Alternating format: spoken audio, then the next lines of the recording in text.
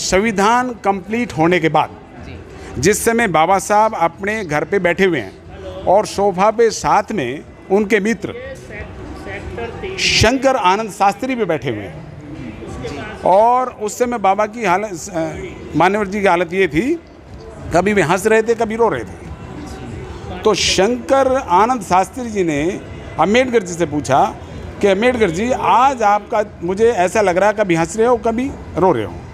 तो बाबा साहब ने कहा, भाई मैं हंस इसलिए रहा हूँ क्योंकि मेरा मिशन पूरा हो गया, मैंने आज संविधान तैयार कर दिया है और जो मुझे अपने समाज को देना था और सबको बराबर राइट दे दिया है, इसलिए मैं हंस रहा हूँ। और रो इसलिए रहा हूँ क्योंकि मेरा जो प्यारा राजरत्न था वो आज दुनिया में नहीं है।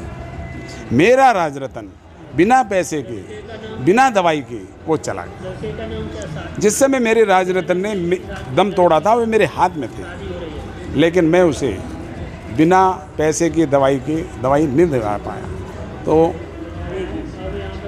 जब उन्होंने दम तोड़ दिया तो जो समाज के लोग थे, समाज के लोगों ने कहा कि इनके अंतिम संस्कार के लिए पैसे दीजिए। तो बाबा के पास पैसे थे, लेकिन अगर वो अंतिम संस्कार के लिए और दवाई के लिए पैसे खर्च कर देते तो उन्हें लंदन जाने के लिए पैसे कम पड़ जाते। इसलिए उन्होंने ना उनको दवाई दिलाई और ना ही अंतिम संस्कार के लिए कपड़े लाए। तो उस समय रामाबाई ने बाबा साहब को पहचान लिया कि इनके पास पैसा नहीं है, तो रामाबाई ने अपना चीर पाड़ करके उसके ऊपर डाल दिया। डाल करके और बाबा साहब ने कहा कि अगर मैं अभी नहीं जाऊंगा, अगर मैं अभी लंदन नहीं जाता हूँ, third round table conference join नहीं करता हूँ, तो आज तुम्हारा एक राजरत्न बिना दवाई बिना पैसे के गया है, फिर लाखों करोड़ों बिना दवाई और पैसे के मारे जाएंगे।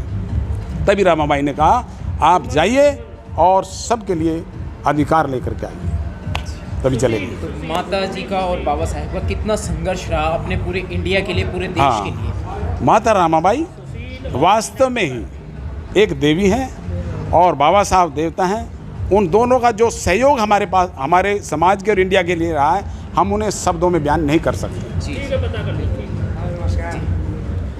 बहुत बढ़िया जानकारी मिली है सर आपसे, बहुत बहुत शुक्रिया। और भी देंगे, अभी आप ले लो। जी सर, ठीक है सर।